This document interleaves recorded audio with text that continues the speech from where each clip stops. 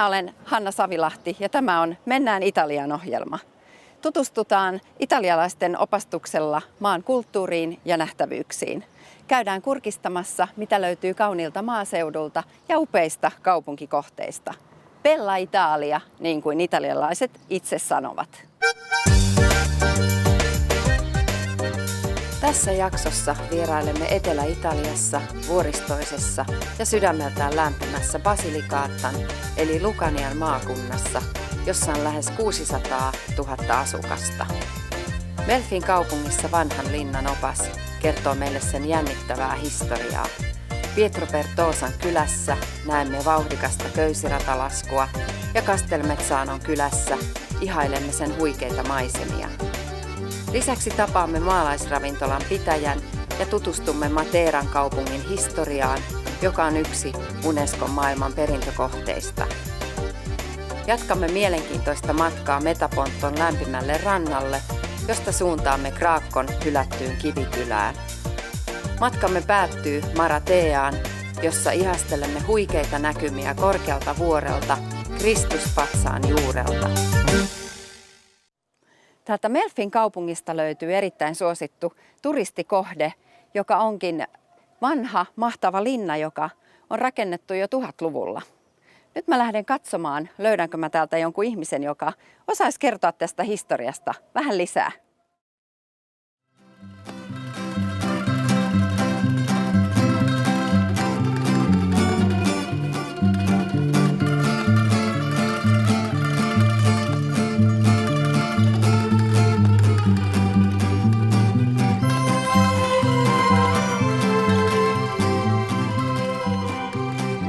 No niin, ja nyt mä olen löytänyt täältä henkilön, joka voi kertoa meille vähän lisää tästä Melfin kaupungista ja myöskin tästä hienosta vanhasta linnasta ja sen historiasta. Tässä on Melfin opas Michelangelo Levitta. Ciao. Ciao, benvenuti. Grazie. Kerropas nyt sitten, että millä tavalla normandit liittyvät tämän Melfin historiaan? I Normanni conquistano Melfi nel 1041 e la scelgono come loro prima capitale, da cui poi partiranno per conquistare il resto del sud. I Normanni provengono dalla Scandinavia, avevano inizialmente conquistato il nord della Francia ed è proprio da lì che poi giungono nell'Italia meridionale. I Normanni si allearono proprio qui a Melfi nel 1059 con il Papa Niccolò II e grazie a questa alleanza il Papa ebbe nuovamente l'autorità sull'Italia meridionale e i Normanni poterono creare il loro regno. Questo castello è ricco di storia ed è famoso soprattutto perché qui nel 1231 l'imperatore Federico II di Svevia ha promulgato le Costituzioni di Melfi. Sono delle leggi di estrema importanza, sono delle leggi moderne che contengono anche disposizioni a tutela dell'ambiente, della difesa della donna e soprattutto la volontà di creare uno Stato moderno. A Melfi si sono anche svolti 5 concili papali e di questi molto importante è il terzo. Nel 1089 Papa Urbano II organizzò la prima crociata in Terra Santa. Ecco, questo castello è stato importante anche nei secoli successivi, è stato abitato da altre dinastie, da altre famiglie, fino a quando poi è diventato una proprietà dello Stato italiano.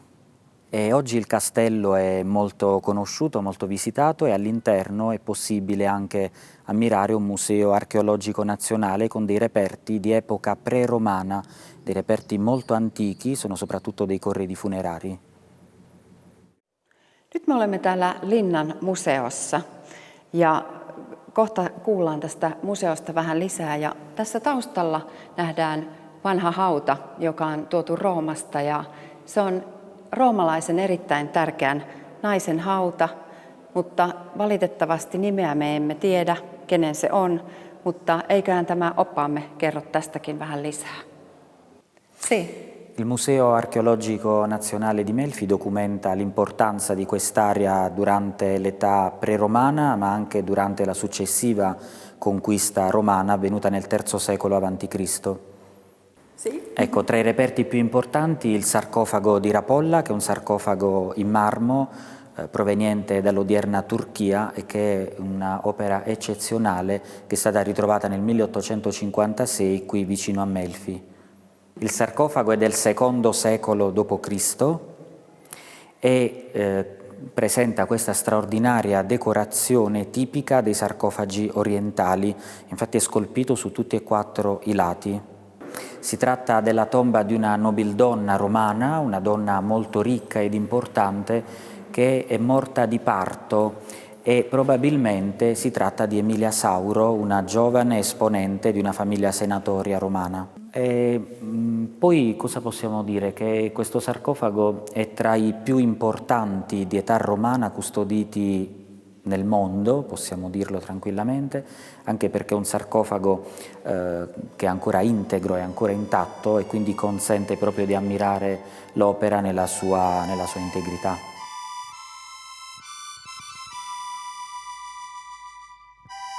Jätämme nyt taaksemme kauniin ja historiallisen Melfin kylän ja auringonvalossa kylpevän upean linnan museoineen.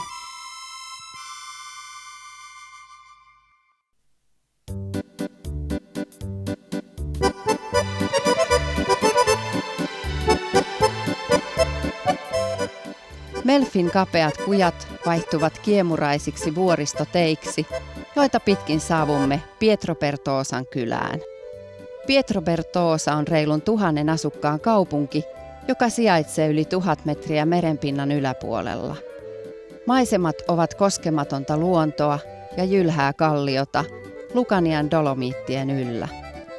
Auringonlaskun aikaan kalliot heijastavat ikään kuin vaaleanpunaista väriä, luoden samalla hyvin mystisen tunnelman. Nyt me olemme jättäneet taakseen Melfin ja olemme tulleet tänne hyvin lähelle Castelmezzanon kylää ja tänne tulimme ihastelemaan köysirataa Volo dell'Angeloa. Se on pituudeltaan kilometrin mittainen ja kestää minuutin mennä päästä päähän. Ja kun siellä ylhäällä roikkuu, niin jopa 400 metrin korkeudesta saa ihailla näitä kauniita maisemia. Minulla on tässä vieraana Anseli Piivo, joka on Basilicatan eräs työntekijä täällä matkailualalla ja hän kertoo meille lisää tästä Basilicatan alueesta.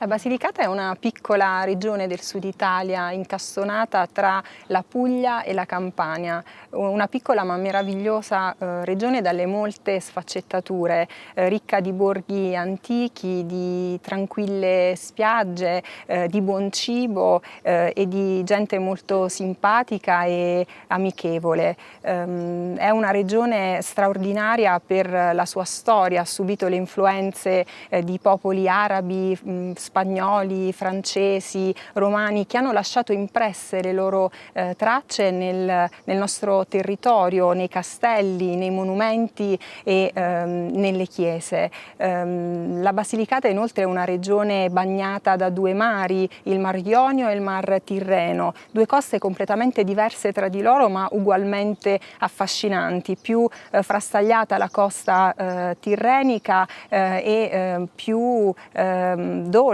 ricca di sabbia dorata quella ionica. Importante per la Basilicata è ricordare la città di Matera, candidata come capitale europea della cultura 2019 ed inoltre anche patrimonio dell'UNESCO insieme al parco delle chiese rupestri. E poi i lucani sono particolarmente orgogliosi del loro buon cibo, un cibo assolutamente genuino che consiste in prodotti della terra, quindi naturale, che si può annaffiare con l'ottimo e corposo vino aglianico prodotto proprio nella nostra terra. Quindi noi vi aspettiamo in Basilicata che come abbiamo potuto illustrare si presenta come una regione unica ma dalle tantissime sfaccettature. Grazie, mille grazie. Grazie a voi. Pietropertoosan kylässä on vuodesta 2007 lähtien toiminut köysirata Il Volo dell'Angelo, enkelin lento, joka kulkee 2 pikkukaupungin Pietropertoosan ja Castelmezzanon välillä. Köysiradalta avautuu mahtavat näköalat Lucanian Dolomiittien ylle. Rohkean matkaajan on mahdollista kulkea köysiradalla joko Pietro Pertosasta Castelmezzanoon tai toisinpäin, toivomuksen mukaan. Ainutlaatuisen elämyksen kokee vuosittain moni italialainen, mutta myös eri maiden turistit. Köysiradalla matkatessaan saa läheisen kosketuksen luontoon ja ainutlaatuiseen maalaismaisemaan.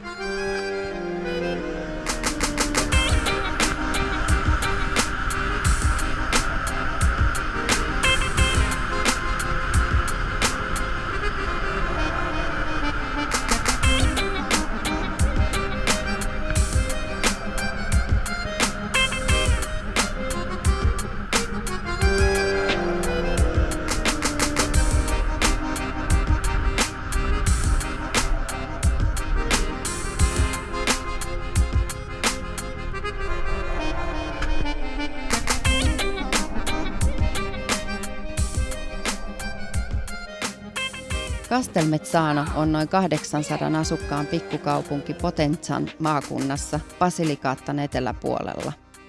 Castelmezzano on yksi Italian kauneimmista kylistä ja samalla se on myös paikka, josta vasta hyvin harva turisti on edes kuullut mitään.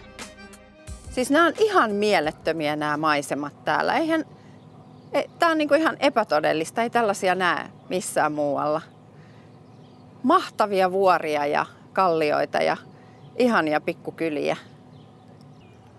Täällä voisi asua ehkä eläkepäivinä. Täällä voisi ottaa kuvia ihan älytön määrä. Siis ei kyllästy koskaan. Toista on hienompia. Ihania. Nyt pitää lähettää WhatsAppilla äkkiä Suomeen muutama otos.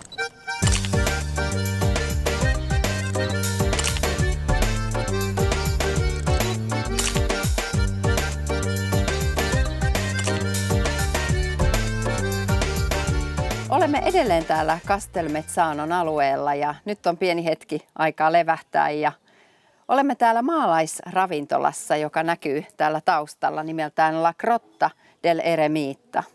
Ja minulla on haastattelussa erittäin mielenkiintoinen henkilö tässä vierelläni, eli hän on tämän koko ravintolan omistajan vaimo Svetlana. Mistä tämä ravintola on saanut ideansa ja kuinka kauan tämä on ollut täällä hienossa paikassa? Grotta dell'Eremita esiste 20 anni. Quella è stata idea di mio marito, che veramente alle montagne c'è una grotta che tanti anni fa lì viveva veramente un eremita. Per questo il nome proviene Grotta dell'Eremita perché esiste veramente la grotta, solo che non si può visitare che è troppo lontano e poi strada un pochettino pericolosa. Noi ce l'abbiamo azienda agricola, da azienda provengono tutti i prodotti, c'è formaggio, ricotta, tutti i tipi di carne, provengono da nostra azienda, perché noi produciamo proprio noi. Il vino, c'è sempre vino di Basilicata e Aglianico di Vultore, che noi usiamo vino della Basilicata. Il nostro piatto tipico è ravioli ripieni con la ricotta alle erbe e poi couturiello e spezzatino di maiale nero con patate al forno, un piatto della nonna Erminia. Tutti i piatti c'è di Castelmezzano, di tutti i piatti tipici. Ci facciamo anche antipasto della Grotta dell'Eremita e usiamo tutti i prodotti della grotta della nostra azienda. Pasta pure, facciamo anche orecchiette, strascinati, poi facciamo anche pane, c'è quasi tutti i prodotti nostri. Il ristorante è aperto sempre, tutto anno, a pranzo e a cena. Noi lavoriamo in zona, noi lavoriamo molto bene, vengono tanti turisti dalla Puglia, da Roma, da tutta Italia e anche tanti stranieri vengono. Sì.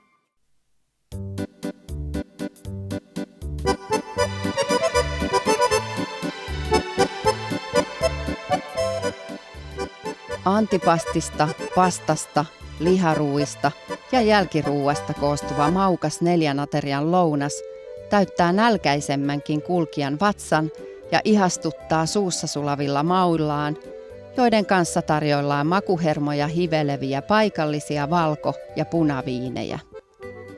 Tulee haikea tunnelma lähteä täältä idyllisestä Castelmezzanon kylästä, mutta retki jatkuu kohti Materan salaperäistä kaupunkia.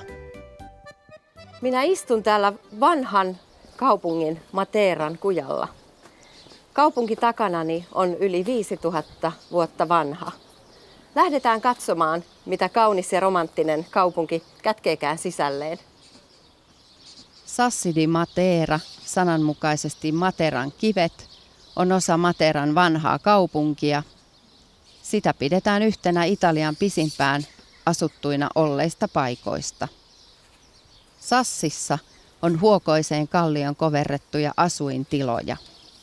1980-luvulle asti niitä pidettiin slummeina, koska ne ovat hädintuskin ihmisasumuksiksi kelpaavia loukkoja. Viime vuosikymmeninä niitä on kehitetty matkailukohteiksi. Tapaamme pääkaupungin pääaukiolla Materan matkailuoppaan Michelen, joka kertookin kaupungista lisää. Ci troviamo in Piazza Vittorio Veneto, che è la piazza più grande di Matera, la piazza principale di Matera, ed ha una caratteristica di essere nella parte sottostante, di essere completamente cava, cioè sotto c'è una grandissima cisterna. E questa caratteristica della piazza è di essere vuota sotto, c'è una delle più grandi cisterne del mondo per la raccolta delle acque che proviene da una sorgente sopra il castello, l'acqua viene raccolta all'interno della cisterna e poi di lì scorre giù nelle varie case, nelle varie abitazioni dei Sassi. C'è una importantissima tradizione nella piazza che ogni volta che l'acqua piovana riempiva la cisterna, poi le donne di Matera con i secchi delle acque in testa si mettevano in fila per lanciare i secchi nella cisterna e riempire l'acqua da portare poi nelle proprie case. Quando saremo all'interno della cisterna vedremo dei segni lasciati sopra la parte della copertura della cisterna, che sono dei segni dei secchi che venivano persi e quindi si bloccavano in alto e si arrugginivano, e sono dei segni interessanti della nostra storia, del passato. La cisterna, la grandissima cisterna, viene completata, inizia nel 1500 e completeranno nel giro di 100 anni. Ma prima di questa cisterna, sotto, nella parte interna dei Sassi, c'erano un antichissimo nucleo dove si viveva, i mercati, le cantine, e da un altro lato c'era un'antichissima chiesa che vedremo del 774. Il motivo fondamentale, uno dei motivi fondamentali per cui Matera nel 1993 è entrata nell'UNESCO è proprio questo spettacolare sistema di raccolta delle acque, che era molto importante perché tutti gli abitanti che vivevano giù nelle valli dei Sassi non avevano acqua potabile, e quindi l'unico modo per rifornirsi di acqua, e quindi la vita, la risorsa vitale, veniva dalla cisterna di Matera, che si chiama Palombaro.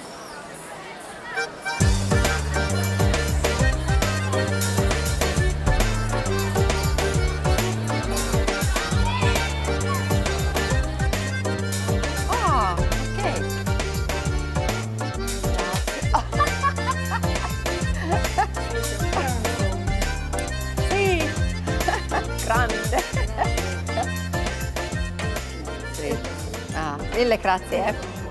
Tämähän on ihan mieletön. Ihan mahtava. Nyt pitää heti maistaa. En mä ikinä nähnyt näin isoa annosta. Ihan mieletön.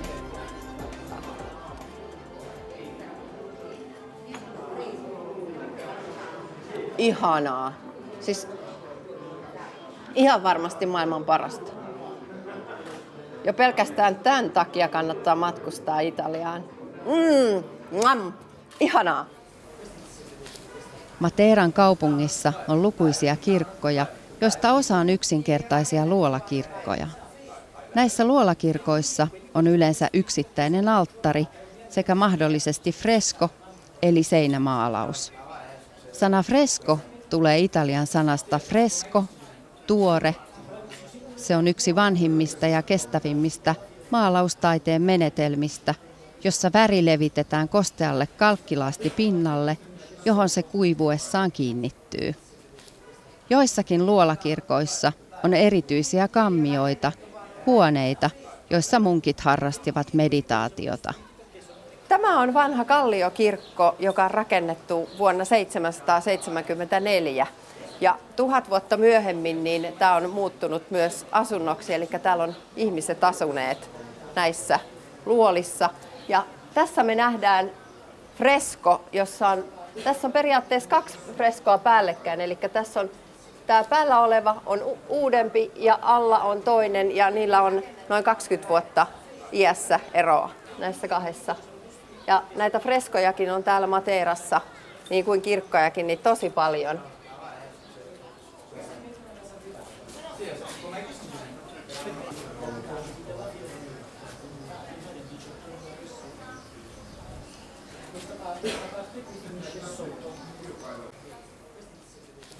Pakko juoda, muuten pyörtyy pökertyy. Tää on jotain Gaudia Nello, jotain paikallisesta kivennestä. Ihan ok.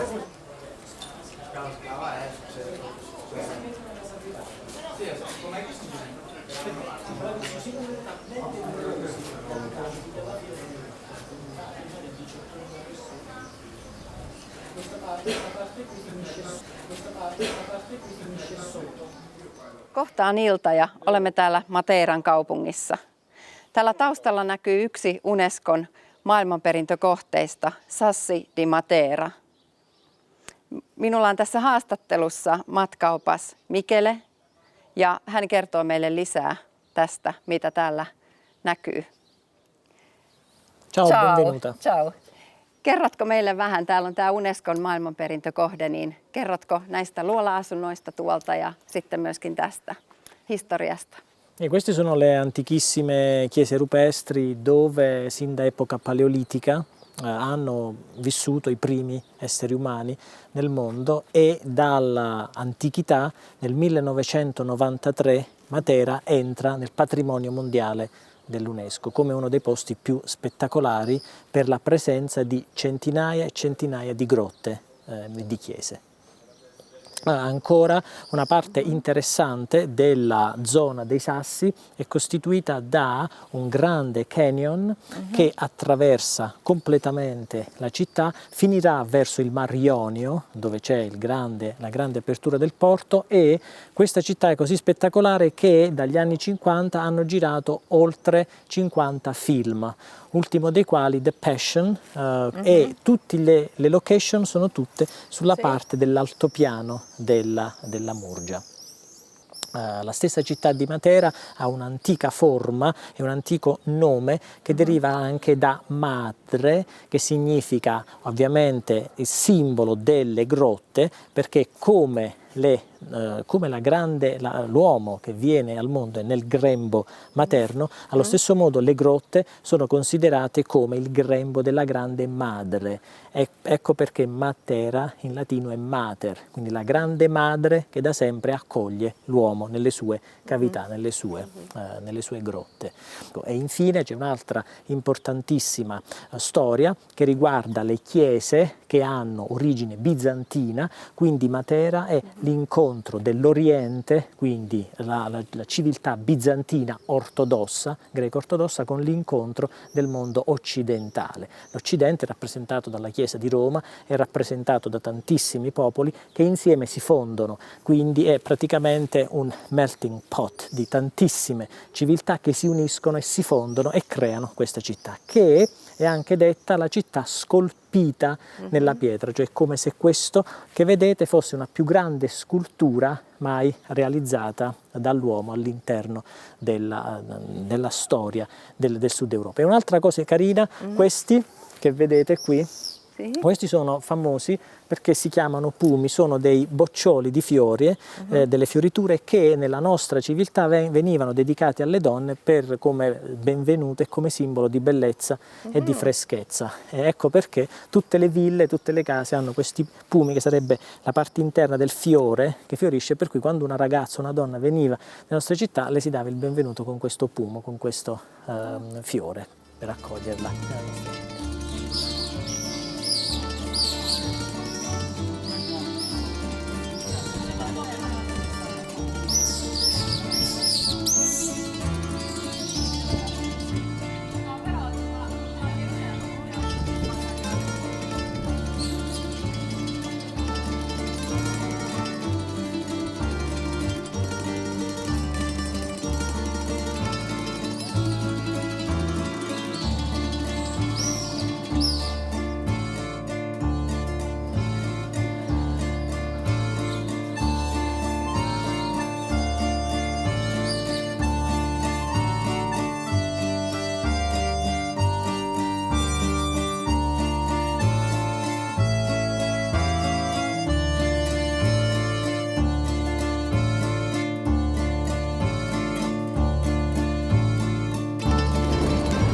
Ja nyt jatketaan matkaa Metapontoon ja sinne menemme kauniille rannalle. Ja nyt kysynkin taas Mikeleltä, että kerrotko minkälainen paikka tämä Megaponto on ja Metaponto ja minkälainen se ranta siellä on?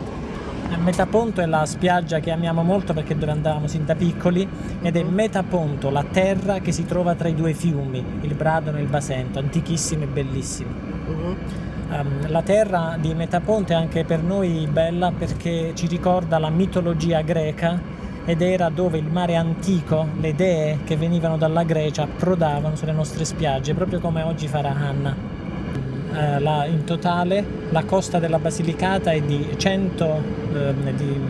circa 100 km ed è un grande passaggio che ci porta dal mondo orientale, lentamente della Magna Grecia, verso la zona, le coste calabre, della parte confinante, ed è proprio la pianta dello stivale d'Italia, con clima molto mite e il mare molto tranquillo. Käykö siellä paljon turisteja? Un'altra cosa bellissima per la spiaggia di Metaponto, che è molto frequentata dai turisti che vengono ormai da tutto il mondo, e alcuni è molto bello perché tornano nella terra dei loro antichi parenti per vedere le coste che abbandonarono tanti anni prima i genitori o i nonni. Ancora di recente un'altra cosa molto bella, vengono dei turisti che anche da Hollywood, perché Matera, Bernalda sono dei posti ormai molto conosciuti, e quindi è facile vedere dei divi di Hollywood passeggiare sulle spiagge dove un tempo approdavano i greci con le loro navi antichissime come Achille, grandi personaggi del passato.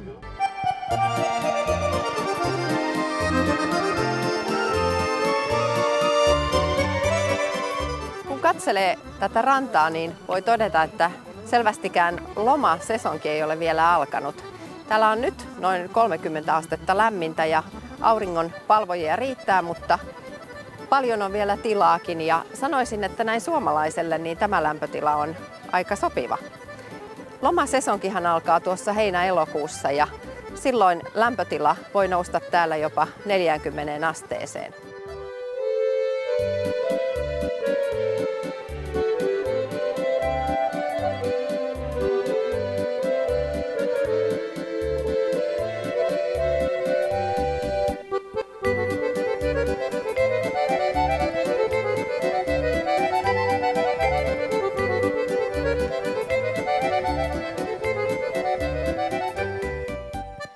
No nyt mulla on tämmönen hassu kypärä päässä ja syy siitä löytyy tässä takana. Eli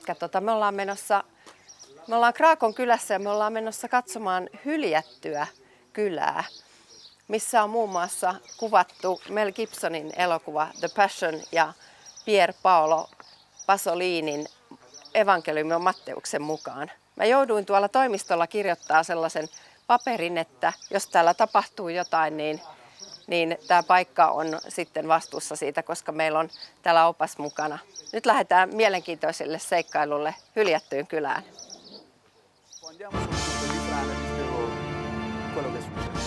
Kraakko on kunta Mateeran provinssissa Basilicatan alueella Etelä-Italiassa. Tämä hieman mystinenkin kaupunki kohoaa Mateeran lumoavan maiseman yläpuolelle. Kraakkon kerrotaan syntyneen noin 1000-luvulla siitä, kun sen suuremmoinen normannilainen torni pystytettiin. Arkeologisissa löydöissä on kuitenkin havaittu, että mykeneläiset asuinalueet kehittyivät jo 10. ja 9. vuosisadan välillä ennen Kristusta. Kumpuilevan harjanteen päältä kiemurteleva Kavone-jokea pidettiin normannien aikana etuvartiona lähestyviä maanhyökkäyksiä vastaan. 1500-luvulle tultaessa pikkukaupunki oli alkanut muotoutua. Alkuperäisen normannilaisen tornin ympärille alettiin rakentaa valkoisia kivirakennuksia, jotka heijastivat hyvin valoa. Paikallisväestö jatkoi kasvuaan ja vuoteen 1561 mennessä asukkaita oli jo 2600. Vuonna 1630 Kraakossa perustettiin luostari, jolla olikin tärkeä vaikutus tieteeseen, uskontoon ja talouteen yhteiskunnassa, jota ylläpidettiin jyvien, vihanneksien, viinin ja öljyn tuotannon avulla.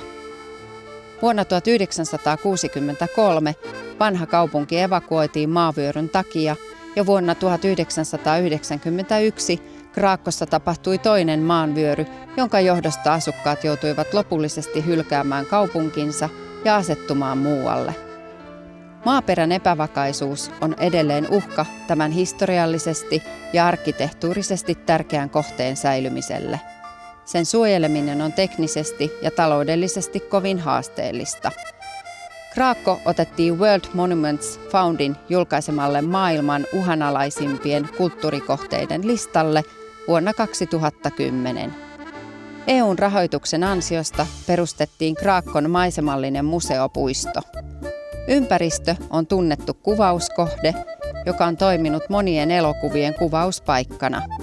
Niistä tunnetuimpia ovat muun muassa Francesco Rosin Kristus pysähtyi Eboliin, Paolo ja Vittorio Tavianin Il Sole Anche di Notte, Mel Gibsonin The Passion of the Christ ja Mark Forsterin 007 Quantum of Solace.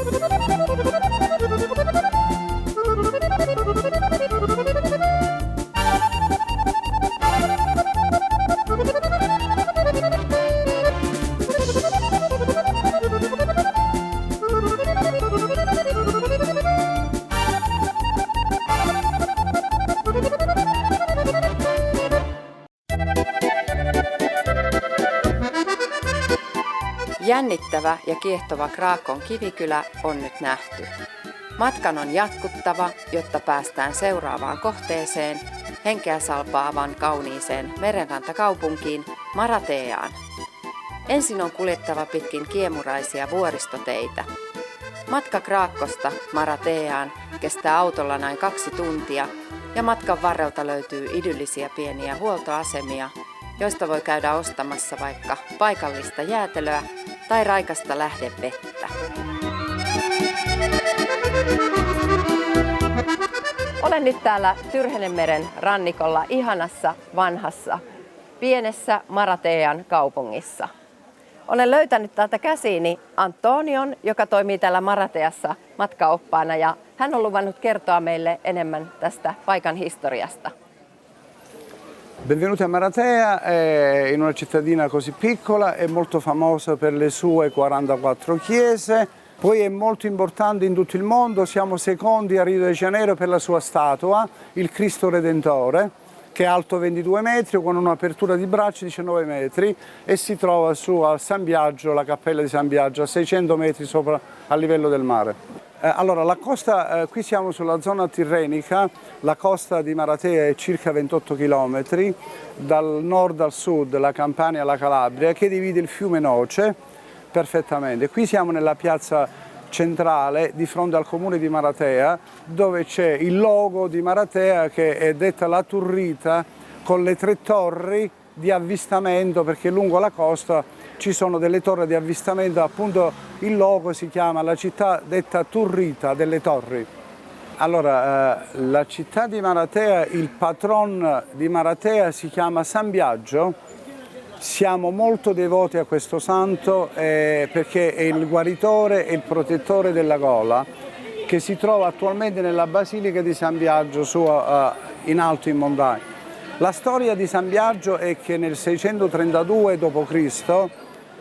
una nave proveniente dall'Armenia si incagliò nell'isolotto di Santo Ianni e tutti i mareteoti che prima vivevano a Maratea Superiore accorsero questa nave che portava un vescovo martire di Sebasta dall'Armenia, e poi lo presero, che ancora c'è l'urna nella cappella di San Biagio, a cui siamo molto devoti, ed è il patron di Maratea.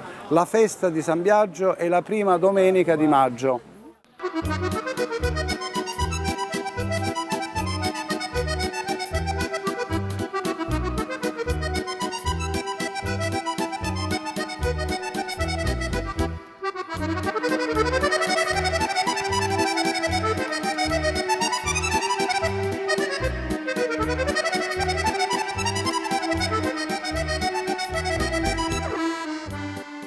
Korkealla ollaan. Tämä kohteemme on 600 metriä merenpinnan yläpuolella ja osa pilvistä jää meidän alapuolellemme. Tänne pääsee perille saakka kiemuraista pientä tietä ja on kätevä tulla autolla tänne. Kävellenkin tietysti voi tulla. Täältä löytyy täältä kohteesta tämä kuuluisa vanha kirkko ja erittäin kuuluisa vapahtajapatsas. Menenkin kysymään meidän oppaalta Antoniolta hieman lisää näistä kohteista.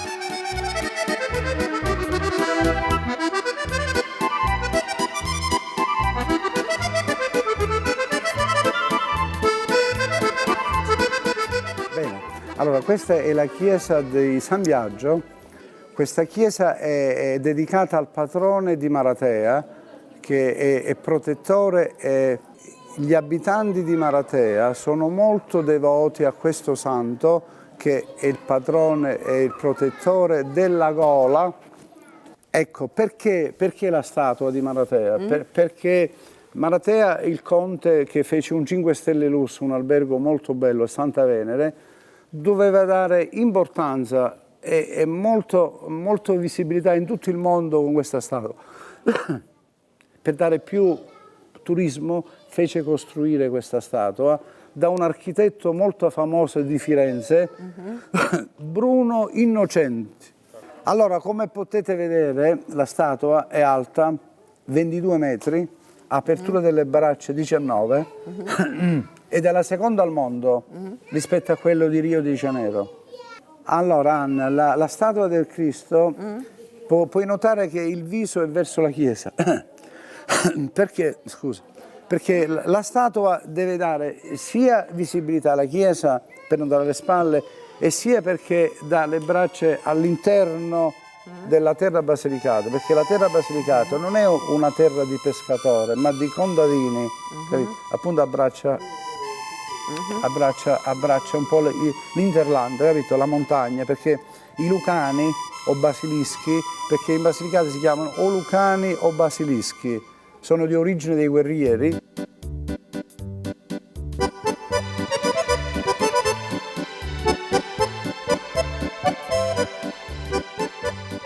Huikea ja elämysrikas vierailumme Basilicatan maakunnassa on nyt päättymässä. Basilicata on tarjonnut meille jylhiä maisemia, historiallisesti arvokkaita rakennuksia, sydämellisiä ihmisiä ja maittavaa ruokaa. Kaikkea, mitä turisti matkallaan kaipaa. Grazie e arrivederci!